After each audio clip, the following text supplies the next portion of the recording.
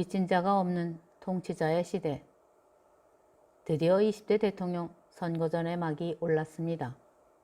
대한민국 정부 수립 이후 19대 대통령까지 이어져 온 역사를 되돌아보니 모두 빚진 자들입니다. 과거에는 강한 권력의 빚진 자가 있다면 최근에는 돈의 빚진 자들입니다. 독재 권력의 시대가 막을 내리고 민주라는 이름으로 선거를 치르면서 막대한 선거 자금을 두고 계파 간의 갈등은 점점 더 심해지고 있습니다. 천문학적인 돈을 동원하여 선거를 치르는 나라로는 미국이 으뜸입니다. 최근에 미국인들은 선거에 돈이 쏟아져 들어가는 것에 대한 불만이 커지고 있습니다. 그래서 기업가 출신이 대권에 도전하는 경우가 늘고 있습니다. 특히 블룸버그는 블룸버그 통신의 창업자로 억만장자입니다. 그는 2001년 뉴욕시장으로 선출되어 3선까지 하며 정치력을 검증받았습니다. 과거에는 기업가가 정치인을 후원했지만 최근 들어 기업으로 일군 재력과 통치력으로 직접 정치에 뛰어드는 겁니다. 블룸버그는 자기 돈을 쓰면서 정치 후원금으로부터 자유로운 정치를 해보려는 시도를 해왔습니다. 물론 그만큼 독선에 대한 부작용도 있지만 누구에게도 빚진 자 없이 소신 있게 자기 정치를 할 수 있다는 장점도 있습니다. 트럼프 전 대통령도 기업인 출신입니다. 결국 돈 자체가 나쁜 것은 아닙니다. 단지 돈이 어떻게 쓰이냐에 따라 달라질 뿐입니다.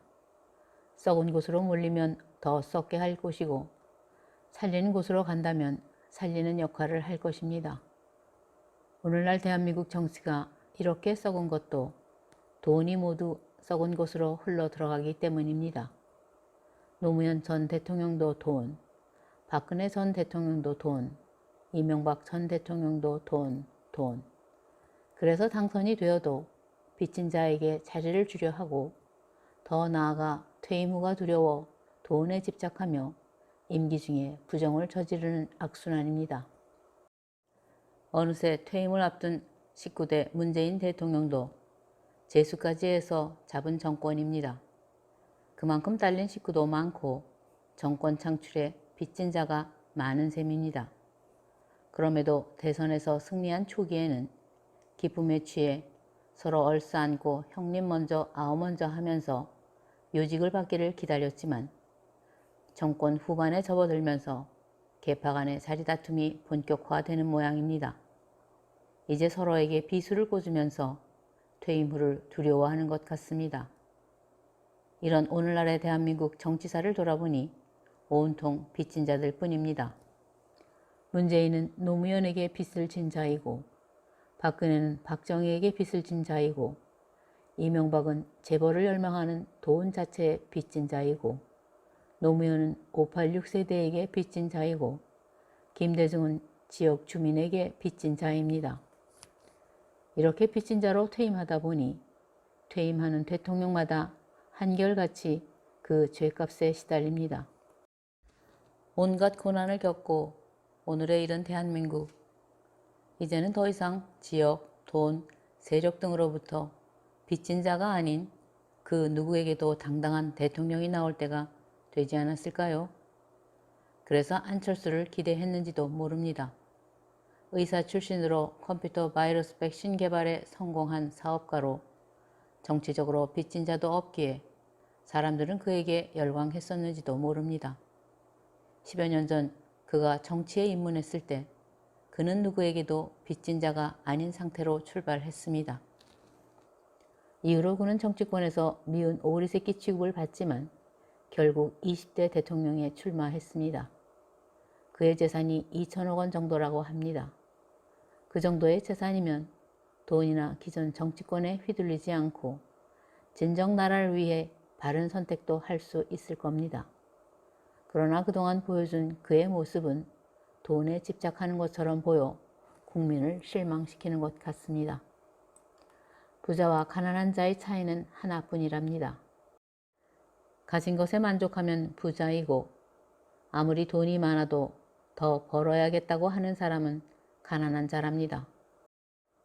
최근에 홍콩 배우 주윤발이 8천억 원이라는 재산 전부를 기부하겠다고 해서 세상 사람들을 화들짝 놀라게 했습니다. 어차피 죽어서 가지고 가지 못하기 때문이라는 이유를 밝혔답니다. 더하여 그는 지금도 대중교통을 이용하고 검소한 생활을 한다고 합니다. 세상을 바꾸어 보겠다고 끼리끼리 몰려다니지만 세상은 바로 이런 한 사람 때문에 바뀌어 나가는 겁니다. 누구에게도 빚진 자가 없는 통치자는 솔직하게 국민과 소통할 수 있습니다. 그런 대통령이 어디 있느냐고요? 있습니다.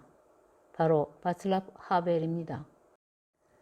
그는 체코와 슬로바키아가 분리된 1993년에 실시된 선거에서 당선된 체코의 초대 대통령입니다.